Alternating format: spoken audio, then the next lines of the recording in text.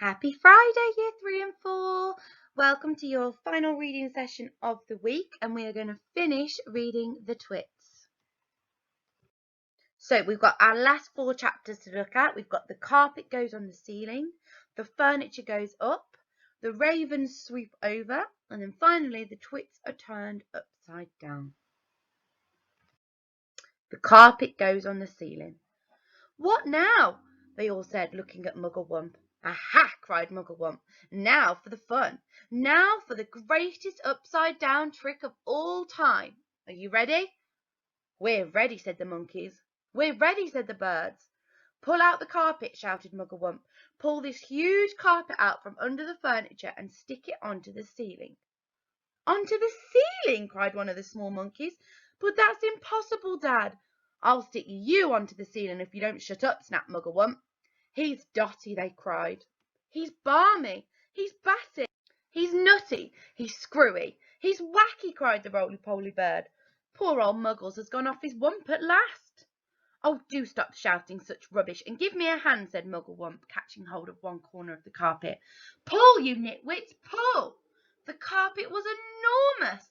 It covered the entire floor from wall to wall. It had a red and gold pattern on it. It is not easy to pull an enormous carpet off the floor when the room is full of tables and chairs. "Pull!" yelled Mugglewump. "Pull, pull, pull!" He was like a demon, hopping around the room and telling everyone what to do. But you couldn't blame him. After months and months of standing on his head with his family, he couldn't wait for the time when the terrible twits would be doing the same thing.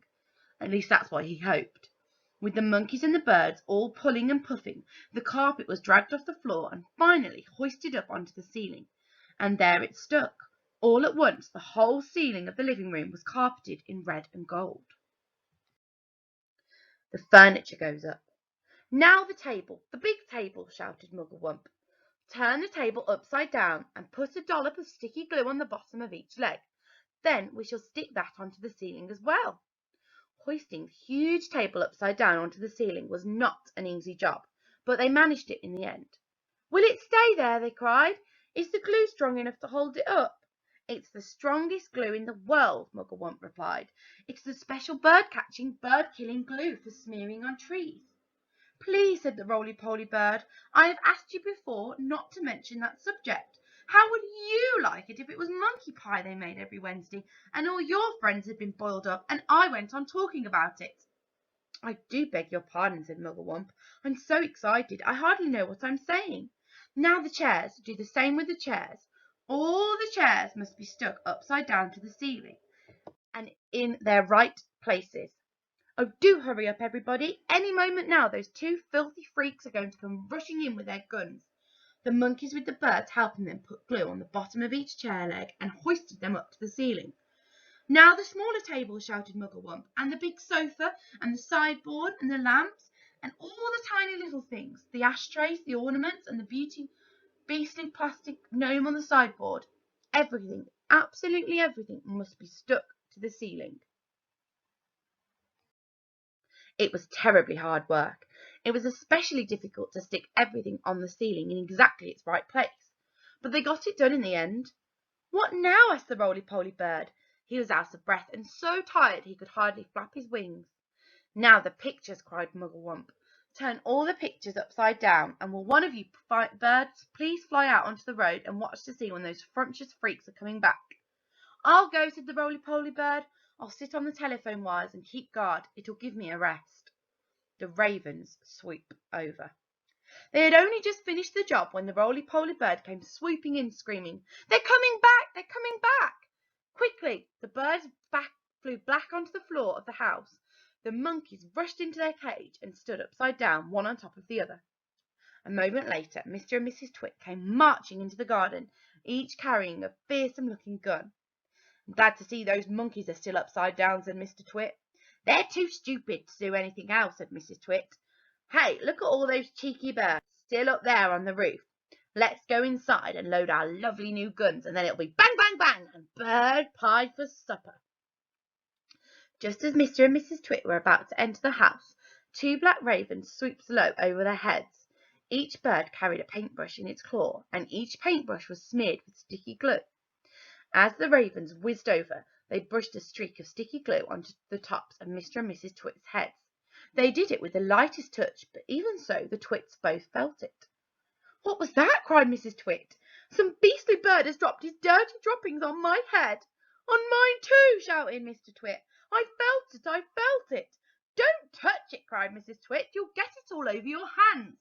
"Come inside and we'll wash it off at the sink." "The filthy, dirty brutes," yelled Mr. Twit.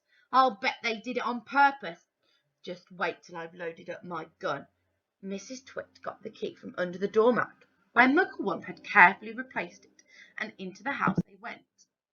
The Twits are turned upside down. "What's this?" gasped Mr. Twit as they entered the living room. "What's happened?" screamed Mrs. Twit. They stood in the middle of the room looking up. All the furniture, the big table, the chairs, the sofa, the lamps, the little side tables, the cabinet with bottles of beer in it, the ornaments, the electric fire, the carpet, everything was stuck upside down to the ceiling. The pictures were upside down on the walls, and the floor they were standing on was absolutely bare. What's more, it had been painted white to look like the ceiling. "Look!" screamed Mrs. Twit. "That's the floor! The floor's up there! This is the ceiling! We are standing on the ceiling!" "We're upside down!" gasped Mr. Twit. "We must be upside down! We are standing on the ceiling. Look down at the floor." "Oh, help!" screamed Mrs. Twit. "Help, help, help! I'm beginning to feel giddy." So am I, cried Mr. Twit. "I don't like this one little bit." "We're upside down and the blood's all going to my head," screamed Mrs. Twit. "If we don't do something quickly, I shall die. I know I will." "I got it," cried Mr. Twit. "I know what we'll do. We'll stand on our heads. Then anyway will be the right way up." So they stood on their heads.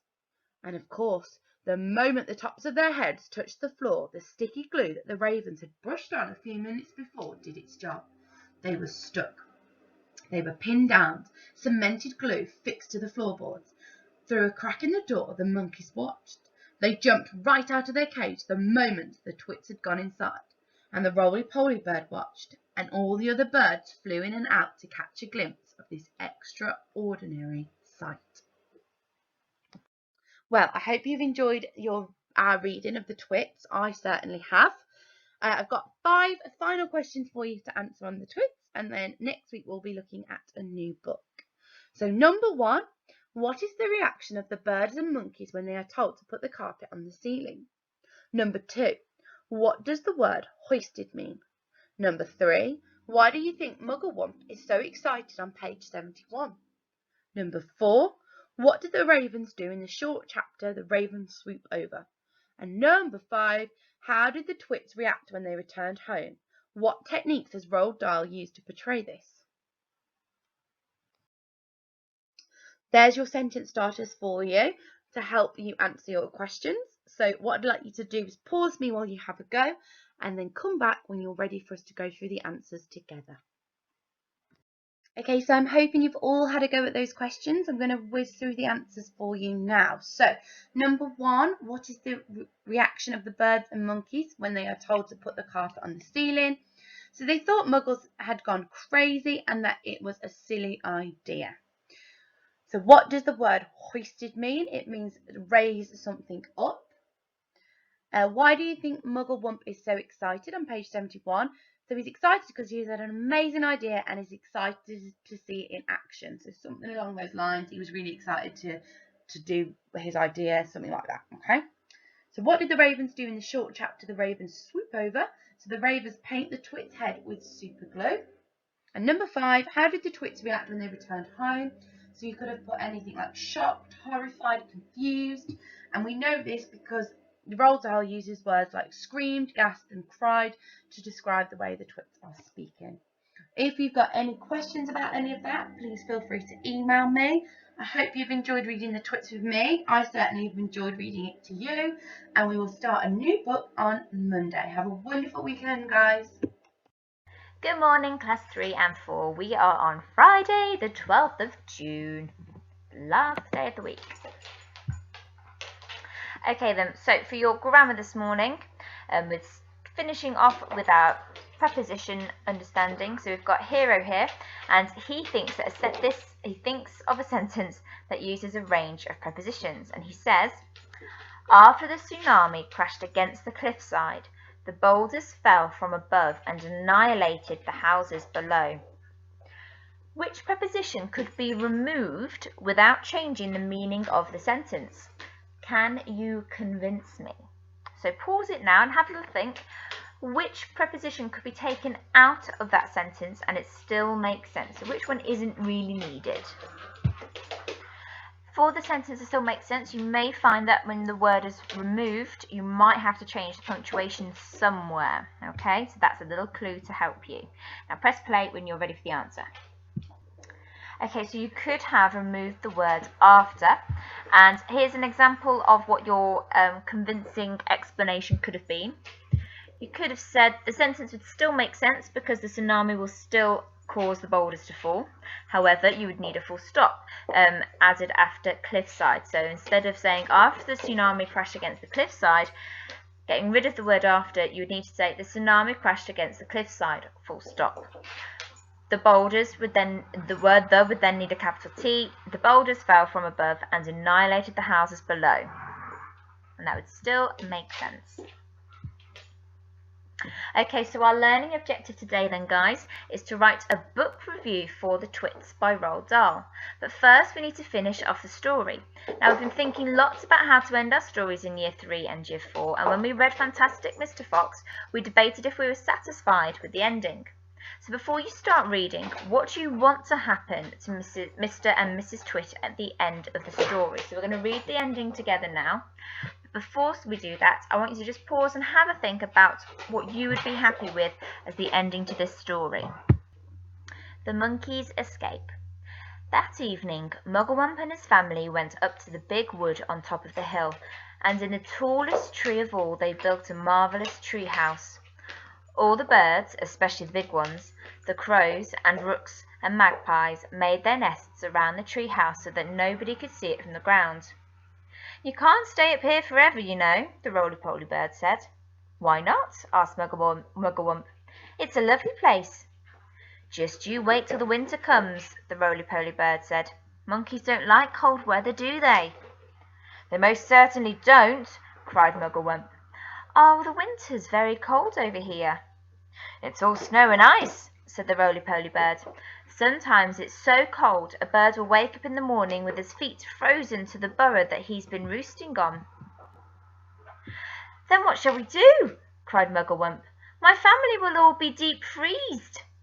No, they won't, said the roly-poly bird, because when the first leaves start falling from the trees in autumn, you can all fly home to Africa with me. Don't be ridiculous, Mugglewump said. Monkeys can't fly. You can sit on my back, said the roly-poly bird. I shall take you one at a time. You'll travel by the roly-poly superjet and it won't cost you a penny. And down here in the horrid house, Mr. and Mrs. Twit are still stuck upside down to the floor of the living room. It's all your fault, yelled Mr. Twit, thrashing his legs in the air. You're the one, you ugly old cow, who went hopping around shouting, We're upside down, we're upside down. And you're the one who said to stand on our heads so that we'd be the right way up, you whiskery old warthog, screamed Mrs. Twit. Now we'll never get free, we're stuck here forever. You may be stuck here forever, said Mr. Twit, but not me. I'm going to get away. Mr. Twit wriggled and squirmed, and he squiggled and wormed, and he twisted and turned, and he choggled and churned, but the sticky glue held him to the floor just as tightly as it had once held the poor birds in the big dead tree. He was still upside down as ever, standing on his head. But heads are not made to be stood upon. If you stand on your head for a very long time, a horrid thing happens, and this was where Mr. Twit got his biggest shock of all. With so much weight on it from above, his head began to get squashed into his body. Quite soon it had disappeared completely, sunk out of sight in the fatty folds of his flabby neck. I'm shrinking, burbled Mr. Twit. So am I, cried Mrs. Twit. Help me, save me, call a doctor, yelled Mr. Twit. I'm getting the dreaded shrinks. And so he was. Mrs. Twit was getting the dreaded shrinks too, and this time it wasn't a fake. It was the real thing. Their heads shrank into their necks began shrinking into their bodies, and their bodies began shrinking into their legs, and their legs began shrinking into their feet. And 1 week later, on a nice sunny afternoon, a man called Fred came round to read the gas meter. When nobody answered the door, Fred peeped into the house, and there he saw, on the floor of the living room, 2 bundles of old clothes, 2 pairs of shoes, and a walking stick. There was nothing more left in this world of Mr. and Mrs. Twit. And everyone, including Fred, shouted, "Hooray!" So, were you satisfied with the ending of the story? Did you hope it was going to end differently? Did you want it to end differently, or are you happy with that ending? So, what is the purpose of a book review? We're going to watch a video clip of a book review, and I want you to see how this person helps you to decide if you want to read the book or not. So what is it that they do or say that helps you decide if you want to read the book or not? And how has the author included interesting information but not given away the whole story?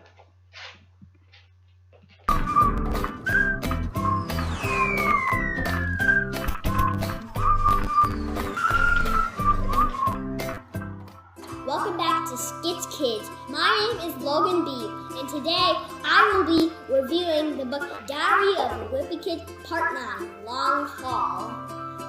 The author of this book is Jeff Kinney. The Diary of a Wimpy Kid is a series, and this is the last Part 9. I read this book because it was very popular, and it was the last book of the Diary of a Wimpy Kid series, so I decided I should read it. Diary of a Wimpy Kid is about this wimpy kid that tells about stuff that happens to him in a diary. So we're reading a diary. Good things and bad things happen, but mostly bad things. I like these kind of books because they're not challenging, but very long books. These books have pictures, which really makes it interesting, but it also makes it even interesting because it's little stick figures. This is one of the reasons I really like this book, because it has stick figures. It also has what it says when it's Monday, Tuesday, Wednesday, Thursday, Friday, Saturday, and Sunday. It also says what months it is, like September, October, January, February, March, April, May, June, July, August, September, October, November, December. My favorite part is when he has choices that he can make when he found the key in his bed. He can either tell his parents that he found it in his backpack, or he could just put it in the laundry drawer, or he could just flush it down the toilet. And what he does is, it doesn't say. I read about 8 of them. My favorite one is Long Haul, or Third Wheel, or the first one. I did a book report on this because it has everything, so you don't have to say everything because there's so many important facts in this thing. How many pages are in this book? It's about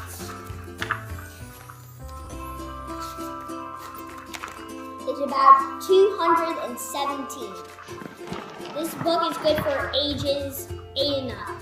This book is really good because it's very long, a little bit challenging, and also it is very exciting, and also has a lot of characters, and also it tells a little bit all about them. Go on and buy this book. This is pretty awesome.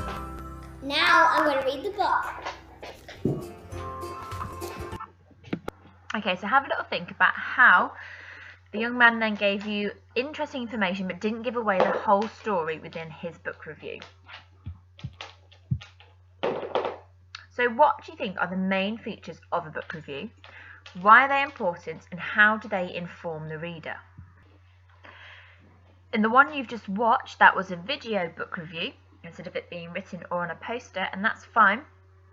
But the main features there was the young man told you what the story was about, what they liked about it, what was good about it, how it linked to other books, and who it might be appropriate for. So for your book review you're going to do today then, guys, you can choose how you organise your writing. You can do it in any way you like. You can create a poster just like this one, or you could make a video like the clip we watched a minute ago. So for the poster like this includes describing or explaining what the setting is, who the main character is or are, and what happens first, what happens next, and what happens last. So that's one way you could do it. You could make a poster like that, or you could type it up if you want to, or you could even present it in a video. If you want to do it slightly different to the one we watched, then you can. It's totally up to you. However, it should include what you liked or disliked about the book, and it's okay if you disliked it. We didn't write it, so we won't be offended, and I promise I will not tell Roald Dahl, so do not worry if you didn't like the book. As long as you can explain why, that's absolutely fine. If you could give some information about the main character or characters, information about the plot of the story, but remember not to give too much away or give everything away. It'd be great to include the relationships between characters, so just give a bit of background information to your reader about the relationships between the characters. And finally, would you recommend this book to a friend? So if someone in your family or a friend hasn't read it before, would you tell them that they should read it? Why or why not? Now remember, you don't want to tell the reader the ending of the story or everything that happens in the story. You just want to give them a good idea so they can decide whether it's a story that they would enjoy and they would choose to read or not. Okay? So, good luck with your book reviews. I can't wait to read them.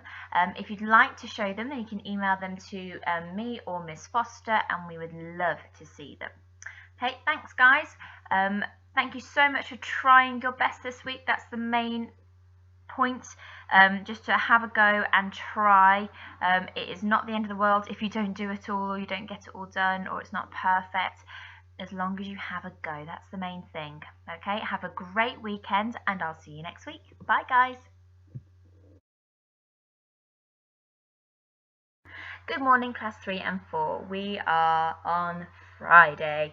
We are on Friday the 12th of June 2020, and our learning objective today is to explore quadrilaterals. Now, we briefly mentioned it earlier on in the week, and today we're going to explore them a little bit further and in a little bit more depth. Okay, so pause it now so you can write down your date and LO and press play when you're ready.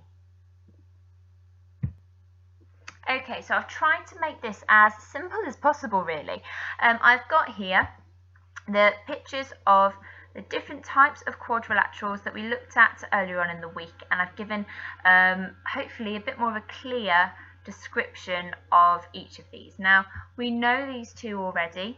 We've got a rectangle here, and you can see I've got on these pictures the angles. Now remember, when we see an angle like this, when it creates a little square, that is a right angle. It's a 90-degree angle. We know that because it can create that perfect little square there. If it's a curved angle like this, we know that it is not a right angle, and on here it's actually color coded. So if it's an obtuse angle, it's red because it's big, and then if it's an acute angle, it is green. Okay, so we know that a rectangle, we've got two pairs of equal lines, so the red and the red, those lines are equal, and we've got the blue and the blue, they're equal. We've got 4 right angles, which means we've got also 2 pairs of parallel lines, and then we've got 4 pairs of perpendicular lines, okay, because we've got 4 right angles. And then of course we've got our square here. All the lines are the same colour because they are all equal, so they are all red. We've got 4 equal lines, 4 right angles, 2 pairs of parallel lines, and also 4 pairs of perpendicular lines. Now, this is one of the ones that we looked at, the new ones. Well, I say new information to us if you've not seen it before. So this is a rhombus. We can't actually hear that H. Sometimes I do like to say it silly and say rhombus. But yes, it is just a rhombus. Now, if you were to turn that around, so 90-degree turn anti-clockwise, or clockwise actually, either way, it will look like a diamond, okay, if you were just to twizzle it round. Now the difference between a rhombus and a parallelogram, because sometimes depending on which way round they are, they do look very similar. However, a rhombus has 4 equal straight sides. So if rhombus is a kind of similar to a square, however it's almost been squashed and more like a diamond. But it has no right angles. It does have 2 obtuse angles, so the opposite ones there are obtuse, as you can see. And then it's also got 2 acute angles, so the opposite ones there are acute, almost like if you were to pinch those corners, those angles, and pull it apart, it'd make those really cute, but these are obtuse. So our opposite angles are equal, and it's also got 2 pairs of parallel lines, okay? Hasn't got any perpendicular lines because there are no right angles, so no straight lines that meet at a right angle. And then we've got our parallelogram. Now opposite lines are parallel, similar to the rhombus. So we've got 2 pairs of parallel lines. However, they aren't all equal straight lines, but we do have 2 pairs of straight lines. So the opposite lines are equal, so we've got the red one and the red one are equal, and the blue are equal. Similar to the rectangle over here. And our opposite angles are equal as well. So again, we've got, when I say opposite, I'm talking diagonally opposite here. So can you see that this angle here is the same as this one? They are both obtuse. And then here, can you see that they are smaller than a right angle? They are acute.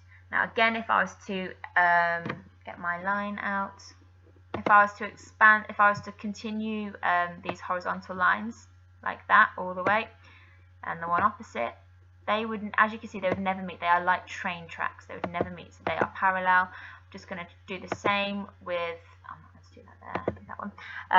The same with these vertical lines kind of going up. If I was to continue it up like that, and if I was to continue it up or down, doesn't matter which way. See, again, it's like a train track. Those lines would never meet. And that's the same with my rhombus as well. Let me show you here.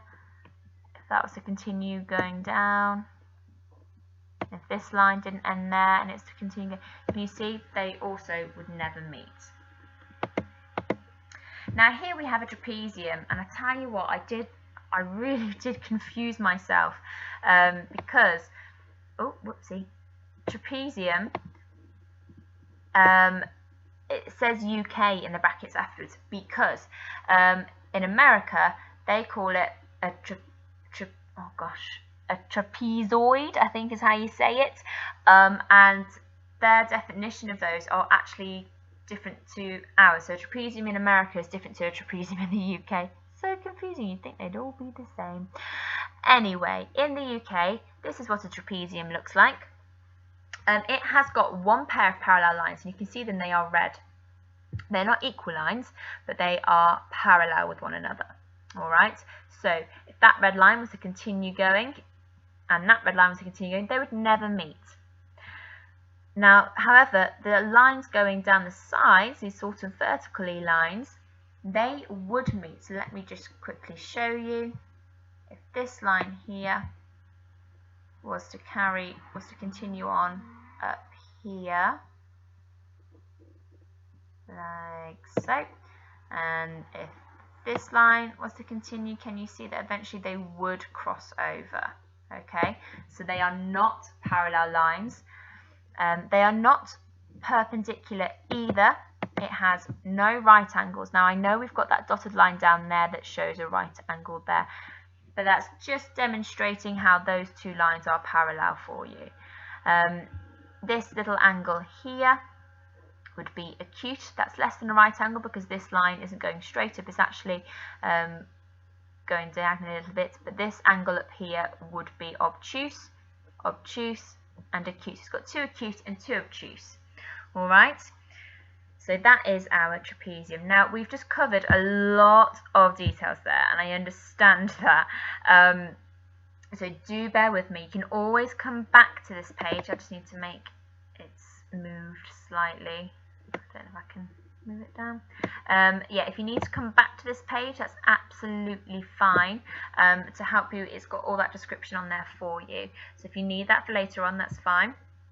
So here then, we're going to have a little go at labelling this quadrilateral. So remember, so that's just a shape that has 4 straight sides, using the word bank. So we've got 5 different shapes here, and we've got some words to describe them. So we've got trapezium, square, rhombus, rectangle, and parallelogram.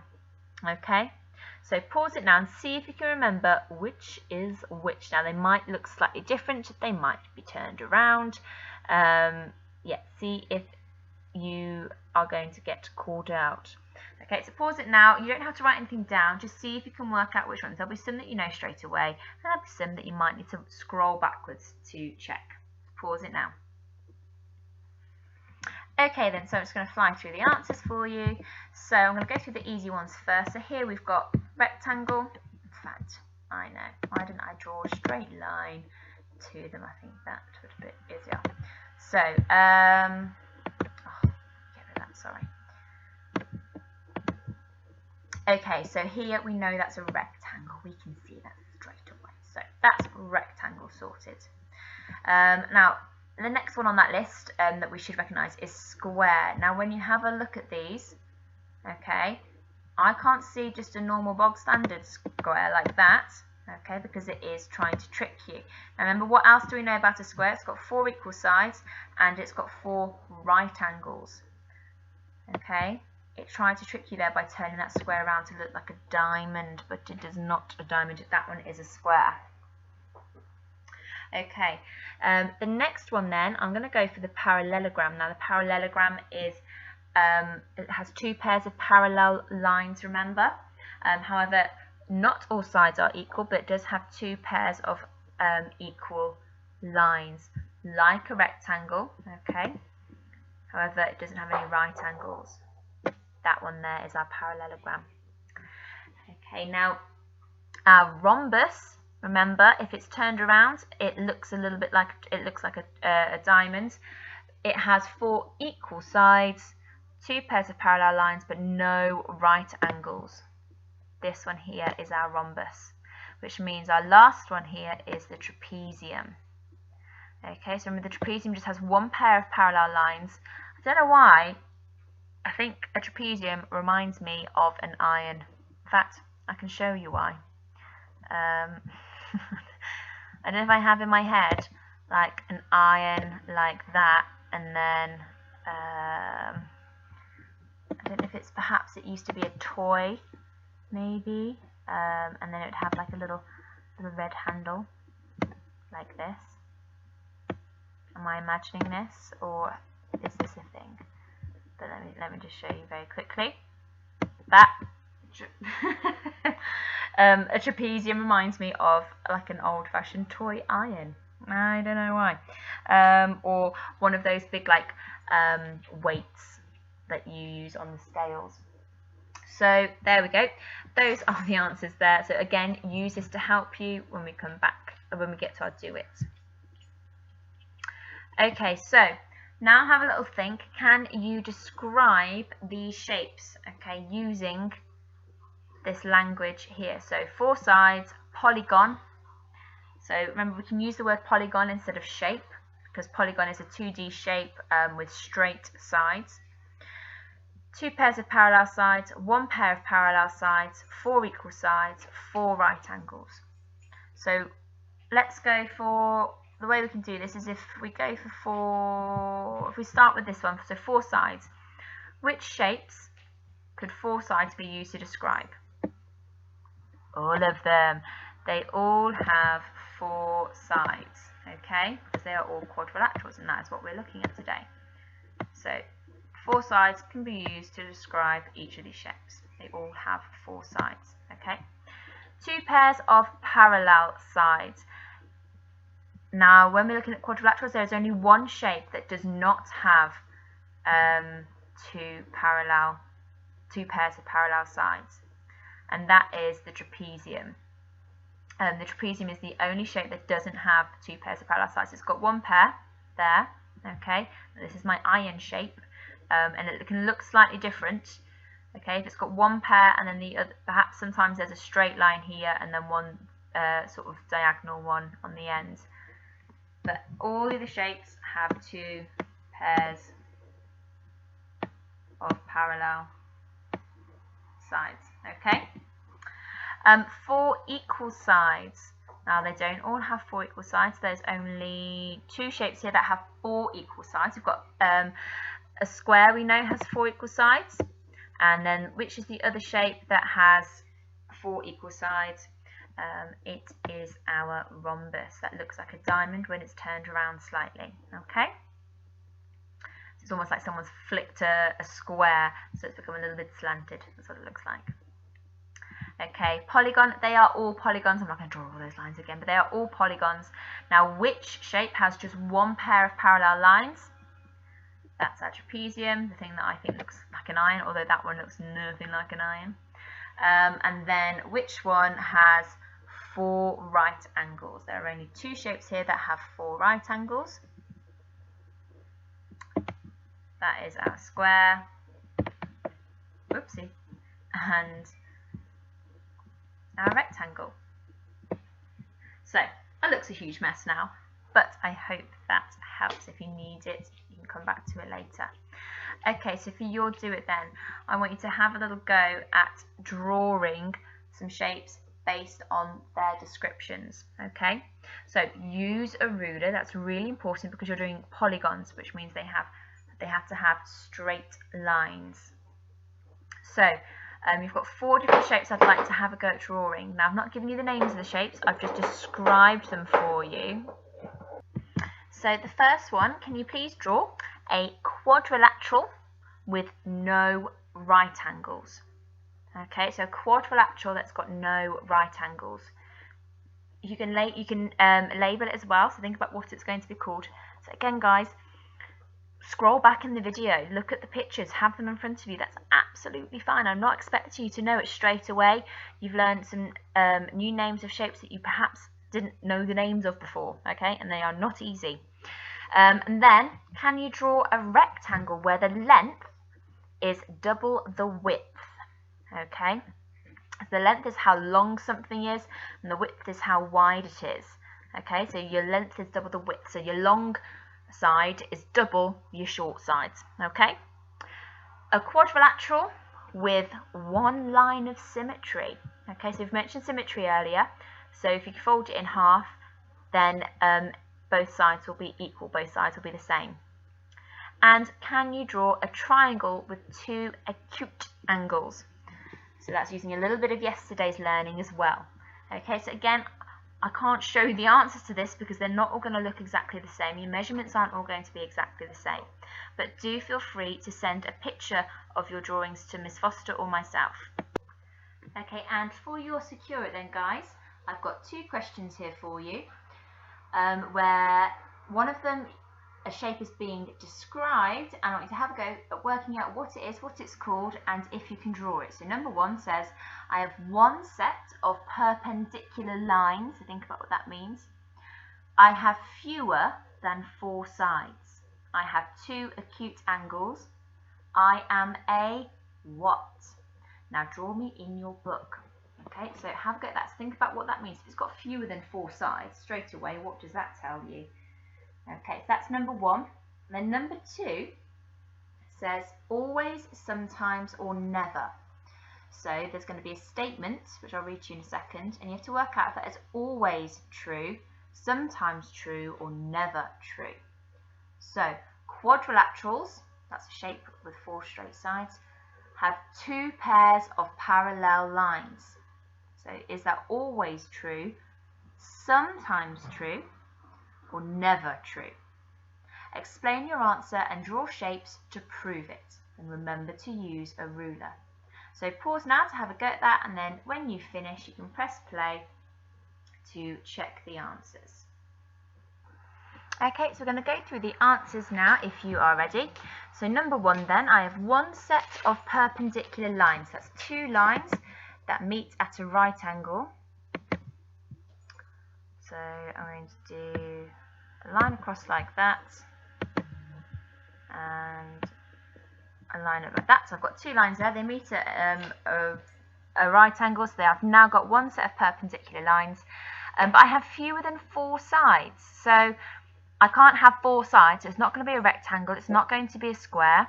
I have 2 acute angles, so I'm just going to draw.